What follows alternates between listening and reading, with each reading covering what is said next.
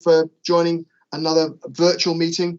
I'm sure by now you are almost fed up with Teams and the protocols that go around it, but nevertheless, if generally we can keep our microphones and videos off, if you can raise your virtual hand if you'd like to say something.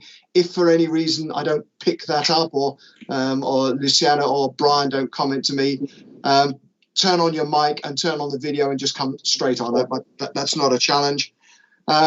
If you want to use chat as well, although that's slightly less easy to monitor at the same time. If you drop off, no problem at all. Just dial yourselves back in and join us again. So with that little preamble, again, thank you everybody for joining.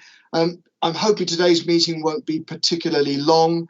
It's very much focused around the budget for 21-22, the schools block budget for 21-22, and some updates on revenue monitoring and a couple of other very finance orientated issues.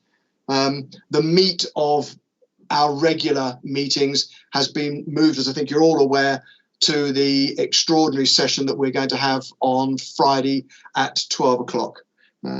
So many of our high needs block and SEN type issues hopefully will be covered during that meeting, and possibly any meetings that flow on from Friday's session. So if we can move on, are there any apologies for attendance? Luciana, I think we're aware that Graham Howe has apologised. Yeah, and I also have been notified that Emma Clark will be a little bit late to the meeting. Lovely, thank you. Also, we need to welcome Luke Henderson, who's joined the forum. He's head of primary. Great, welcome Luke. I can't see on the name there somewhere, but welcome to you. Great, thanks Brian. If there are no further apologies and no welcomes notes, if we could move on to the minutes of the last meeting, please. Agenda item 18. If I can first ask if anybody has noted any factual inaccuracies. So if I quickly, it's quite a long set of minutes. Thank you, Luciana, for the detailed minutes. I'm not seeing anybody raise a hand or make any comments. If there are none, then Luciana, if I can sign these virtually as being a factually accurate set of minutes for our last meeting. Okay, no problem. Thank you. And if we can move on to matters arising from those minutes. As I page through, again, put your hands up, please, if there's anything you've spotted. The first item that has a follow-up matters arising is at the top of page 9, the consultation for a potential disapplication for the 0.5% movement of funds from schools block to high needs block. You'll recall from the minutes and from the last meeting that we agreed that a second consultation would be undertaken with all schools across the borough, and that we as School Forum would abide by the outcome of that vote on that consultation, regardless what that might be. I wrote to you all a short while ago the outcome of the vote. There were 64 schools asked to vote, or who participated in the consultation. 35 votes were cast for this particular item. Of the 35 votes cast, 19 were for the movement of 0.5% from schools block to high needs block, and 16 were against. So 19 for, 16 against. With that outcome, no disapplication was requested, and therefore 0.5% has been moved from the main schools block into high needs block. And as you'll see a little bit later on when Catherine talks us through the figures, that figure has been taken into account. Anybody else got any Microsoft people calling them? Sorry. The next item down is item 10, school admissions. Brian, do you just want to have a quick comment on admissions task and finish group? Yeah, we have. So I don't think we've had any communication regarding. I think you're talking about having something in November, but we've not had anything come through.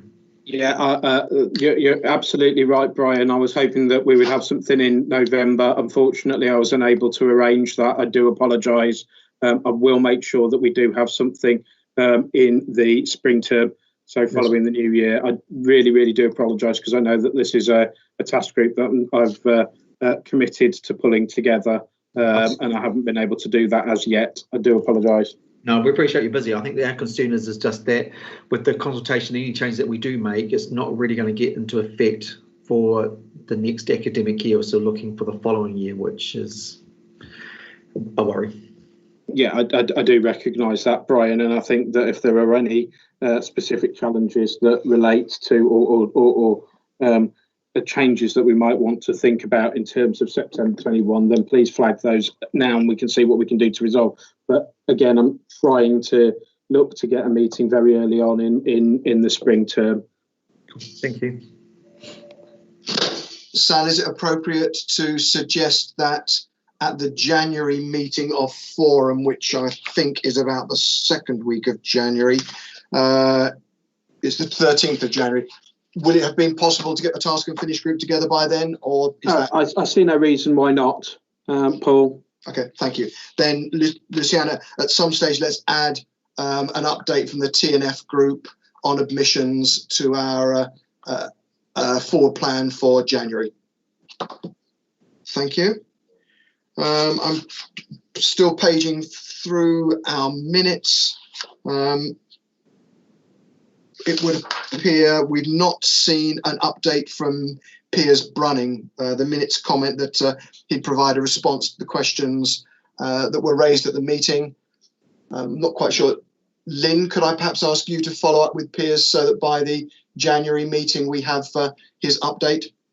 Yeah, sure, Paul. We've certainly prompted him, so we will do that and make sure we've got something more formally for the January meeting. Thank you. If he needs further prompting, I'm sure I could send him a little note, but he'd probably appreciate it more from you than me. Sure, no problem. Thanks, Thank Paul. you. And whilst we've got you on, Lynn, do you just want to give us a quick update on insurance for maintained schools? Yeah, so as we'd reported before, the intention was that following the first meeting of the task and finish group that we were going to come back together as a group prior to this meeting in terms of working through what modelling options we'd looked at within the council for pulling together what was previously pushed through the de-delegated funding route and what was offered as a traded service, and look to do that in one overall funding model where we could try and make that more affordable for schools. Unfortunately, just with everything that's going on, officer capacity to be able to progress that along the original timeline has slipped a little bit. We're hoping that if diaries allow, we can have a quick get together of the task and finish group before everyone breaks for the festive break. But again, we've referred to that in the de-delegated paper later on. Obviously, we confirmed insurance wouldn't be a de-delegated item, and we discussed that at the last meeting for next year. So we're trying to work through that so that we can get a wider communication out to schools as quickly as possible. I suppose just to confirm that it's not going to change what's available for schools. So in terms of the insurance option, there is absolutely no change to that from an operational point of view. What we're trying to do is by collating it all into one funding model, we can offer that at a more cost-effective price than perhaps schools have paid in the past. It certainly won't be any more than what they've paid in the past.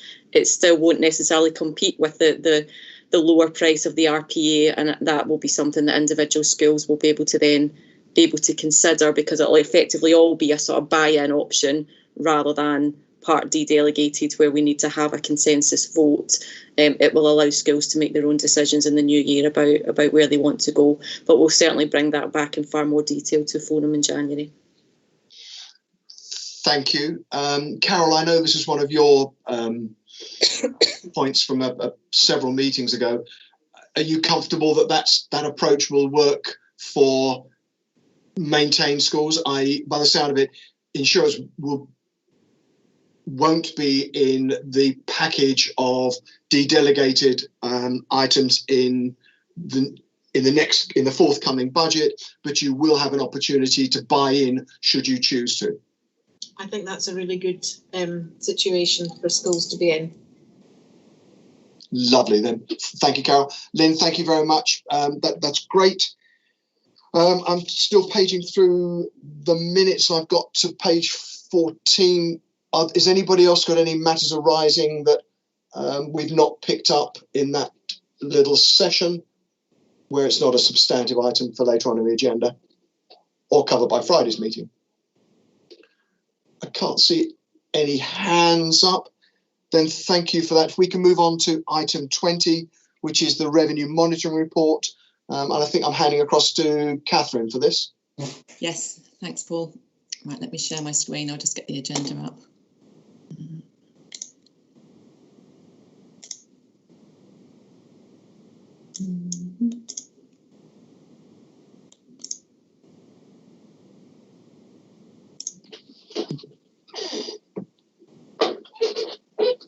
All right, I will get it up in a moment.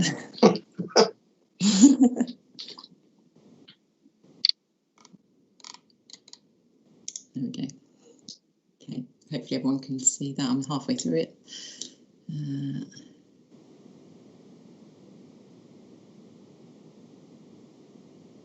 I'll get there in a minute. Should be organised, shouldn't I? I'm sorry, apologies.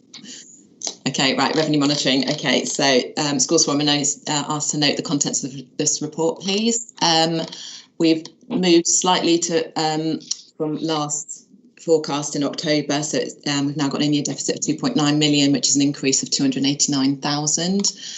This is mainly due to a few extra HCPs that have come through from mainstream schools, out of borough maintained schools, and post-16 placements. Scroll down. So yeah, that was 117. We've corrected the report that I did last time, just to move the 112k and de-delegated. I hadn't shown it correctly, so it's now shown correctly. We mentioned at the last. Yes. That's no movement in funding. That is just a repositioning of a line in our items. That's not a cost or a change of expenditure. Not at all, no. So the income that we're getting from schools block all goes out to schools. So yeah, all the income we have then goes out. We mentioned at the last meeting about the COVID impact on school budgets, and we have had all the schools September forecasts in now, and I've written down here what we can see what's happened with everyone's forecast, and the impact wasn't as bad as we thought it might have been originally, but schools are seeing a reduction on their forecasts than they had originally. We've got 7 schools that are now predicting they're going to be in a deficit position, which is 3 more than we already knew about. Overall, on the period 6 position, it's looking like the overall school balances for maintained schools is going to be about 2.8 million. And this year it's 3.8 million. We started up this year 3.8 million, but obviously we've got schools that are converted to academy, so they take their balances with them. And that's it really. These are the reports. Again, just showing that the movement was in the high needs block. Yeah, has anyone got any questions? So again, more and without wishing to compromise or ask you to reveal any individual details, the balance on maintained schools reserves at the end of last year was, I think you were saying 3.8. You're anticipating it being 2.8 at the end of this year, albeit within that, any movements of schools from maintained to academy status would have had some impact upon that number. Yeah. If you had to put a finger in the air and give a rough feel for the depletion of reserves due to COVID in maintained schools, are we talking 300,000-ish, or is that? I mean, where do you feel we sit? Just very roughly. It is quite hard to say because there's every school is completely different. So we've got 10 schools that are forecasting between 100 and 500,000. carry forward. So it's really hard to sort of say what the overall impact is just yet down to COVID. Okay. Yeah, sorry, it's quite hard to say. Yeah. Hi, Lynn. You've got a comment. Sorry.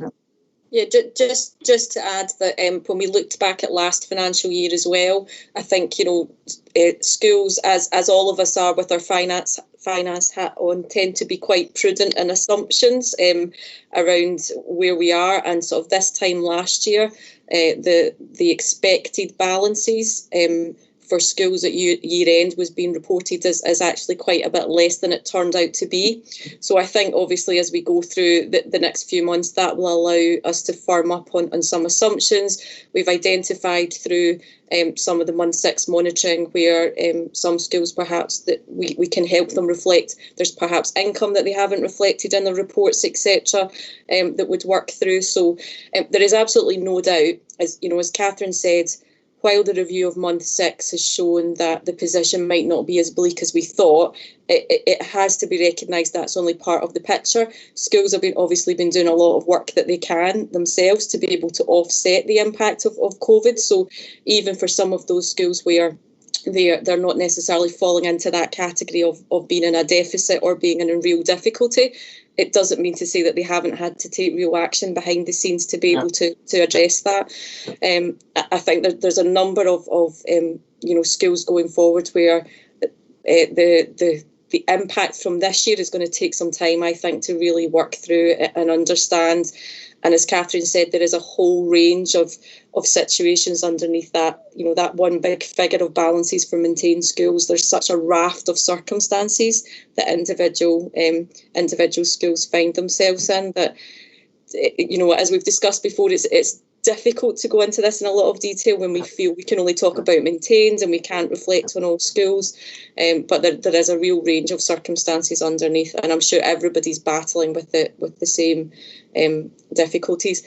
I know the DFE have announced something recently about another sort of funding scheme, I think around some staffing costs coming up. So it feels that they're gradually starting to recognise some of the ongoing pressures of COVID, but in terms of really addressing all the underlying issues, particularly around loss of income from before, that just still seems something that's not picked up and recognised anywhere. Thank you, Lynn. Liz, you'd like to make a comment? Yeah, that's exactly it. Schools, it is a huge impact on schools. I mean, we're talking like 100,000 lost income on our play club. So what happens is we just have to stop doing the projects that we want to do. So we then can't refurbish our IT, things like that. So although we won't be going into a deficit because, that makes, we can't do redundancies, we just choose not to maintain our buildings. We choose not to keep our resources up to date. That's a huge impact on our schools and our school improvement plan. So we don't get to carry out those things. So you won't see it necessarily reported in the bottom line because it's all those cuts that schools have to do in school to pull back so that we don't go in a deficit. Like you said, the latest government one was that our reserve had to go to below 4% to actually claim any staffing money back. And if we do that, we're actually putting our school at risk if we go that low that we can't then carry on our staffing for the 3 years. The teacher increases, if we go down to 4%, that makes it very scary for staffing. So a lot of these funding from government is kind of just isn't accessible really for us. And I think we did all report back to Schools Finance the impact of COVID and our loss of income. So although it won't be on our bottom line necessarily, I thought we did try to report that to you, Catherine, about like what we'd loss of income. So yes, you're right. You did, and it was looking about 600,000 when we first asked you, or a loss of income. Yeah. Thank you, Liz. Lynn, did you have another comment you wanted to add? Sorry, Paul. No, I was just going to add that just what Catherine said around the 600,000. We've obviously picked that up in a previous report at Forum, but yeah, Liz, you're absolutely right. It was a substantial figure. Okay, thank you. Carol? Yeah, I agree absolutely, and I think that 600,000 might have grown because I think we were all optimistic that we might be restarting our extra provisions, and we have, but the numbers are so low that I'm predicting less income than I was initially. So I'm sure that's the same across many schools. Thank you. So whilst not trying to in any way minimise it, it's the loss of income from activities that are aligned to the school day, extra classes, breakfast clubs, etc., which you have tried every way in which you can to offset by not spending in areas that would have been slightly more discretionary, whether it be IT, whether it be other projects that you would have hoped to have undertaken. Is that a reasonable putting together of the sort of tensions that there are within maintained school finance? Yes, we've also not replaced staff that we would have replaced otherwise. Okay. Are there any other comments, Brian? Yeah, it's also the fact that quite often the parents subsidised are paying for breakfast club, after school club, which then pays the wages of those staff members. And because we couldn't furlough them, because some of them have other jobs within the school, that means you're still paying those people those roles. So you can try and deploy them, but in the day, we haven't got the income from the parents to actually pay for those people. So that's had a massive hit on our budgets, which you can't avoid. Thank you. Any other comments around COVID, either generally or specifically to do with maintained school finances? Thank you. Catherine, do you want to just tidy up on the remainder of that revenue monitoring report? Yeah, that was it basically. So we're forecasting a 6.2 million deficit at the end of the year, which, as you can see, is all high needs block. Excuse me. We'll be discussing more on Friday, obviously. Yeah, indeed. I've had an opportunity to talk to both Catherine and Lynn ahead of this meeting about the presentation of some of the figures. And whilst a 2.9 million loss in year, sorry, a 2.9 million variance to the budget in year is a phenomenally large number. My recollection is that the budget we are showing is the budget that we are, I'll use the word forced, but the budget that we are required to present to DFE, i.e. it's a balanced budget. You may recall that within minutes of preparing a balanced budget, we also prepared a forecast of what we thought was likely to happen and not balanced. I think it would be useful if for our January meeting, alongside this presentation, if we could have a column that showed what we forecast in March of 20 we thought was going to be the likely outcome in the high needs block budget. And I think we will find it was an awful lot closer to a 2.9 million deficit than the variance that we are showing at the moment. So whilst it's scant comfort that we may have been predicting there was going to be such a large shortfall, I think it brings into relief a little better that the understanding of what is happening inside high needs block expenditure is probably better understood than the raw figures that we are seeing on the pages that we review each time that we meet. I'm sure that will come up again on Friday, but I think it would help in terms of a wider public if we were to show what we expected would happen, even if that isn't the thing called the budget. So I'm hoping that Catherine and Lynn, between them, for our January meeting, can prepare either a supplementary page or an additional column to these existing reports that shows where we thought we were going to be compared to where we're likely to be, rather than always comparing against a budget which we knew from the get-go was not a particularly good indicator of the likely outcome for the year. Absolutely. Thank you, Paul. Yeah, we'll absolutely pick that up and obviously pick up the points raised when we met last week. And I suppose, again, we'll pick this up on Friday, but also how we look to supplement the actual pounds and pence that you see with a bit more activity data, so that it becomes a bit more real in terms of what that actually means when something moves. But again, we can discuss that on Friday. Thank you. Any other comments from colleagues? I'm looking down. If there are none, then thank you, Catherine. Can we move on to item 21, which again I think is back in your court, Catherine? Contingency update. Contingency, and as you can see from the report, there isn't any call on it again. So we've still got the 57,000 that's sat unused, and if it still isn't used by the end of the year, we can carry it forward into next year. Thank you. Any comments on the contingency update? I'm not seeing any hands go up. If we could then move on to the more substantive item. Darren, if as chair of the Task and Finish group, can I ask you and I think it's Catherine to take us through what we've got? Yes, can do, Paul. Catherine, are you going to top and tail?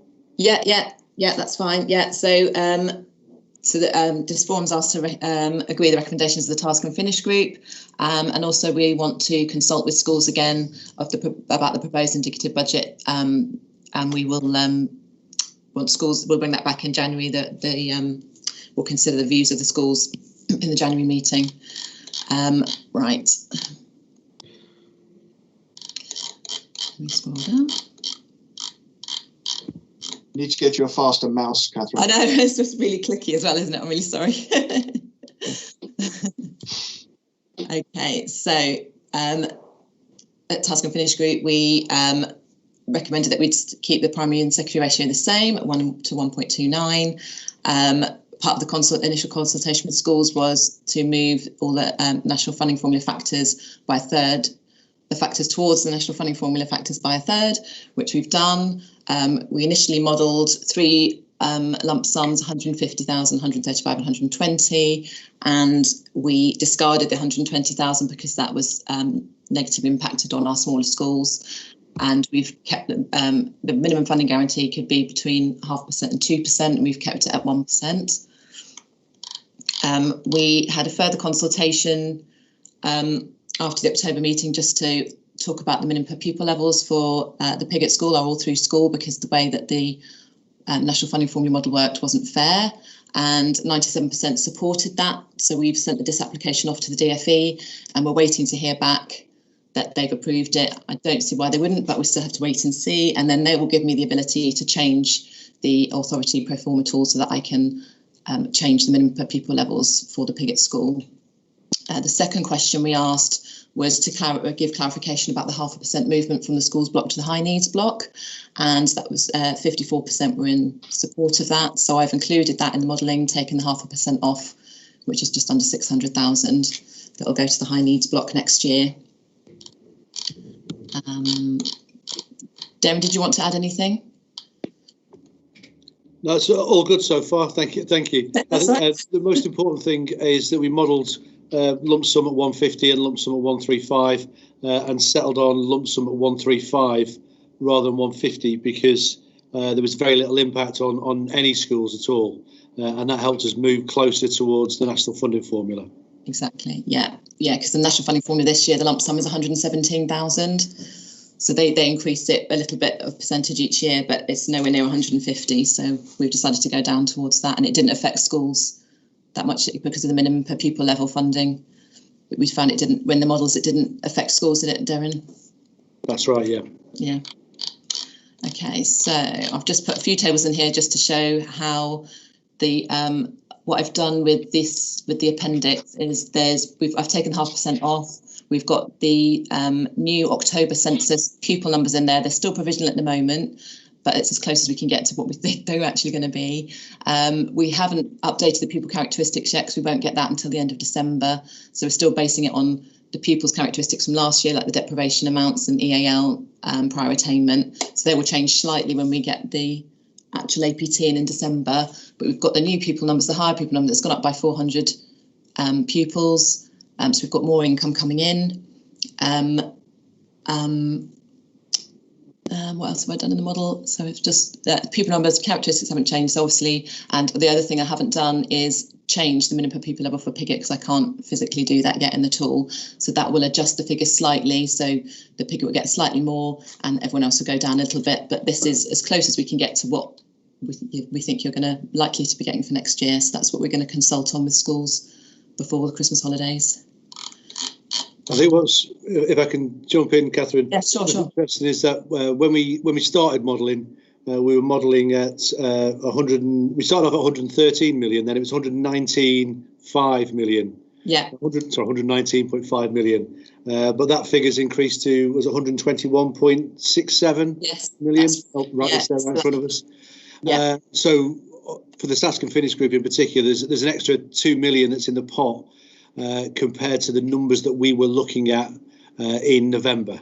Yes. So that's obviously good news, and that's put a little bit of flex around the funding formula levers. And there was something about cap as well, Catherine. We discussed cap at 5% or 3%. Yeah, 5%. I think we kept it at 5. We kept it at 5 because initially when we were doing the modelling, 3% didn't make any difference. But when we put in the new amounts and the new pupil numbers, 3% actually did cap a lot more schools. So I've kept it the 5% that we've had previously, and that only affected the one school. So because the National Funding Formula doesn't actually have a cap. So we thought it best to keep it at the 5%. Okay, thank you.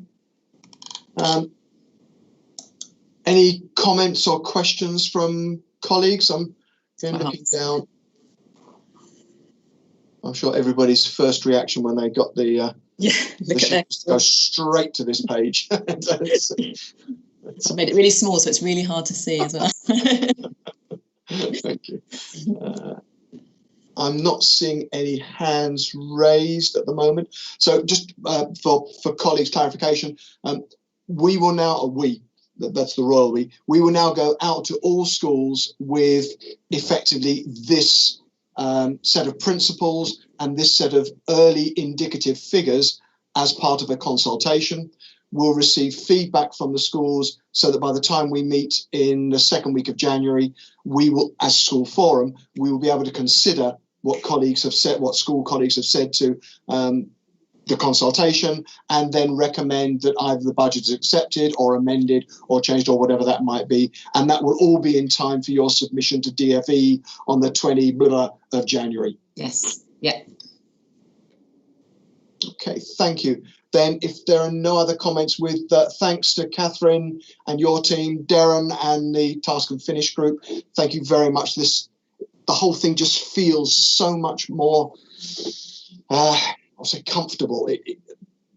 The fact that there's so much work going on ahead of these meetings, rather than it being everything presented on the table first time anybody's seen at these meetings, really, I think, has helped the process and helped the clarity in understanding what goes behind these figures. So thank you all very much for the work you've done on behalf of generating the budget. And can I add my thanks to Catherine because she's done most of that work there, Paul. The Task and Finish group did some, obviously, but it's all down to Catherine's work there. So thank you very much, Catherine. Thanks, Darren. That's okay. Excellent. I'm disappointed that we haven't had an in-depth explanation of exactly how that APT page works, but never mind. We'll skip and come back to that some other day, Catherine. Thank you. Thank you very much for that. On to item agenda 23, which is de-delegated services. Lynn or Catherine again? Lynn this time. Yeah, Lynn, maybe thanks. to break it up a little bit. Thank you, Paul. So hopefully all forum colleagues will have had a chance to read the report. It really is just a sort of update in terms of the approach for de-delegated services for next financial year. In previous years gone by, in some years, we've tried to bring the paper and the proposals and to the December meeting of Forum to be able to take the vote at this stage. Obviously, we understand the need for schools to want to have sense of the costs of what these services are as early in the process as possible. But this is just really to give an update on where we are for that. The report obviously just sets out as a little bit of a reminder what the operational guidance allows us to do in terms of options for de-delegating items. There is a fixed list of what local authorities can and Schools Forum can consider as de-delegated items. There's a little bit of a reminder of what we did delegate for the current financial year, and obviously we've reflected on the fact that for budget setting in 1920. We moved some of the items from all being a very flat rate, so that a single flat charge for all schools regardless of size, and we started to move a number of them over onto a number on roll basis to better reflect the size of the maintained schools that were paying for those services. So just in terms of, we've obviously touched earlier on the fact that insurance will no longer be a dedelegated item, so we've touched on that already. And really what we've just done in the report is just go through each of the remaining items for next year, and just give a little bit of a sense of the work that's going on behind the scenes and what the principles are for taking that forward for 21-22. I think it's fair to say, and again, we've touched on this in previous discussions, a number of those services are very staffing led. They're very valued services, but obviously where costs are involved in staffing, those costs continue to go up as the number of maintained schools goes down, and that provides a real challenge for us in terms of how we come up with a proposal that makes it affordable for schools, given the pressure that you all have on your individual schools' budgets, but also protects the financial sustainability of those services that you value, and how those services themselves get enough financial security to know what their funding level is going to be able to deliver that service over the course of the year. So just very briefly, just to pop down them individually. Thank you, Catherine. You scroll up a little bit, just the first one, the contingencies. Thank you. So just to confirm that obviously forum members will remember that for 2021 we actually reduced the level of contingency and sort of offset that against the staff cover side. As it stands just now, we're proposing that we hold that level of contingency for next year at 50,000. This year around contingencies has been a really interesting scenario.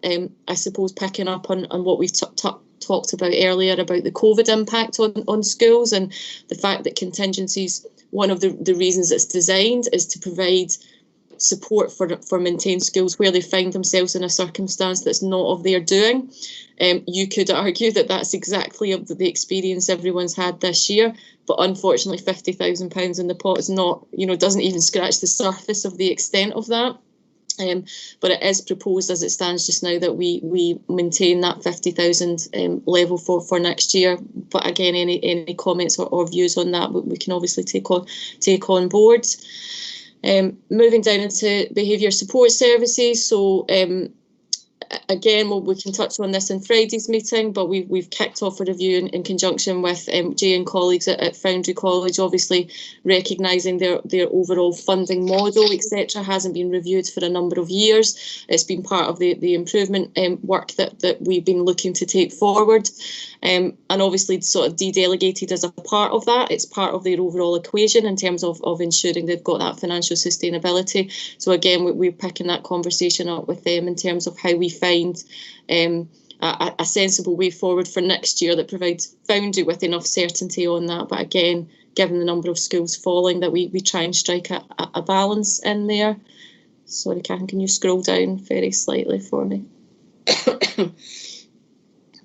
Support to underperforming ethnic groups and bilingual learners. Again, this is something in the past. It's all staffing costs. It's a very small team, and again, pay inflation is going up as the number of schools go down. So again, that we're working with council colleagues to look at how we try and maintain the cost to individual schools as much as we can, and look for other options to be able to supplement that. And there's a number of budget models being worked through, but again, the intention would be that we'll bring that forward on the same basis of last year, of being a number on roles basis. There'll then around that in particular be a longer term review of 22-23 for what that could look like and for future and longer term planning, and that's something that we would propose around a lot of this, that we share more during the course of next financial year, rather than coming with that conversation in December. it had been very much hoped, and it had been our hope, certainly within my team, that we would have been able to do that this year. But this year being what it is, unfortunately, that's not been possible. Staff cost and supply cover. Again, this was one that traditionally was always very overspent compared to what was there, and again we had the sort of offset with contingency. So again, there's no proposal at this stage to change that position and the funding model of that for next financial year. Licenses and subscriptions, again, that just reflects the actual cost of the service. Again, there's no proposal to change that. That's a very in and out. It's the one that's not staffing related, if you like. It's more the actual physical cost of providing that. And insurance we've touched on in terms of that not being a de-delegated item for next year. So I think for me the key message is we are acutely aware of that, the need to strike a balance and to be able to work with the services and the items that are de-delegated to provide the financial security they need in order to continue to deliver those services for Maintain Schools, but also the pressure that's on Maintain Schools as the number of you continue to reduce. How we try and strike a balance in there. It's not always easy. There's not always an answer that's perfect all round. But certainly we want to ensure that we've had that thorough review, and that what we bring back in January for you to consider as a maintained group as informed as possible. Certainly that would give both the proposals for the 21-22 financial year to be able to vote on at that point, but also an indication of the activity that will continue to happen in advance of 22-23. Thank you, Lynn. So in summary, we are looking at a similar list to last year, so to this year, with the exception that insurance is removed. That's correct. Yeah, we're broadly looking at the council having at least similar, if not slightly higher costs for those, the 4 staff-related items, and probably a similar cost level for the licenses and subscriptions. But in overall terms, because there are fewer maintained schools, I'm guessing that the average cost is likely to be slightly higher than it was in this year. I think what we're trying to do is we're trying to identify all options to avoid that happening. But I think at this stage we can't rule that out. I think that's the reality of the situation, Paul. Okay. And ahead of our January meeting, when we will take a genuine vote on whether these are the de-delegated items, etc., are you now looking for colleagues on this call who work with and either run clusters or are involved with us to try and gain some feeling from their other colleagues, so they can come back to our meeting in January with a wider, more informed view?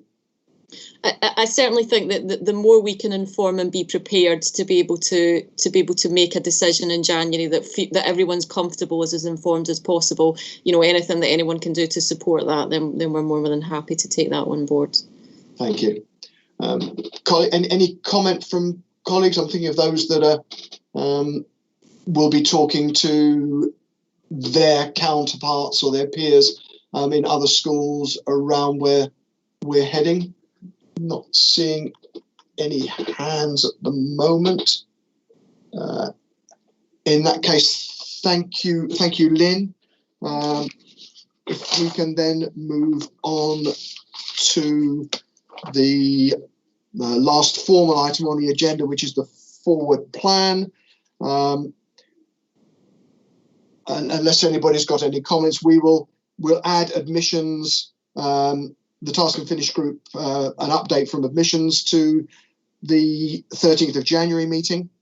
I think the rest of those items, I'm presuming there will need to be an item specifically to gain approval for the de-delegated budget lines. I'm assuming that's what that D against proposed de-delegated budget is. Are there any other items that anybody would like to see added to the 13th of January meeting? I'm pending the outcome of our High Needs Block meeting on Friday. I'm not seeing anybody raise their hands. Then thank you. we'll retain that. There's one little point I did want to raise. Early years block. Can I see any of our early years task and finish group on the call? I can't see anybody there. We've got an early years task and finish group. I know that Ian at least is involved. I have a feeling we've got 3 or 4 colleagues on it.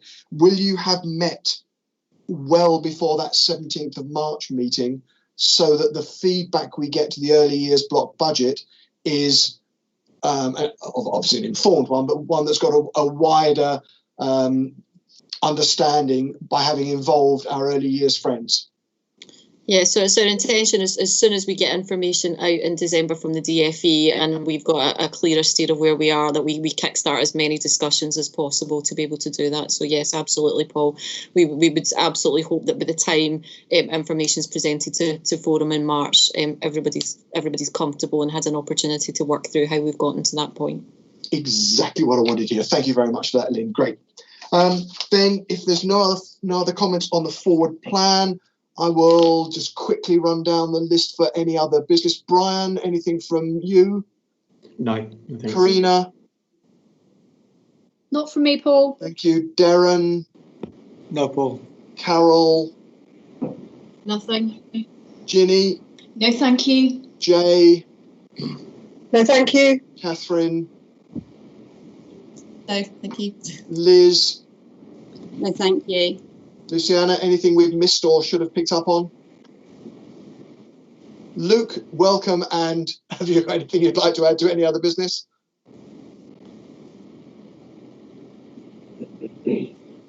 Nope, okay. Lynn? No, nothing for me, thank you. Hi, Ali. Nothing from me, thanks. Julia? No, thank you. Sean? No, thank you. Paul? Nothing from my end, thanks. Sal, thank you for being on the call. Sal? No, nothing from me. Thank you, colleagues. Sarah? No, thank you. And Shirley? No, thank you. Great, then all, thank you very much indeed for your attendance this morning. 45 minutes, not too bad in terms of getting through that. And look forward to seeing as many of you as possible on Friday. And in advance of that, Sal, Lynn, Catherine, thank you for the work you've done in preparing the pack of information that we've got. I know there's still many questions that we will want to ask of you, but thank you in advance for getting all of that done. And colleagues, good morning, and look forward to speaking with you all on Friday, 12 o'clock. Thank you, everybody. Thanks very much, Paul. Thank Thank you, Paul. Thanks, bye. Thank you. Goodbye, colleagues. Bye. Bye.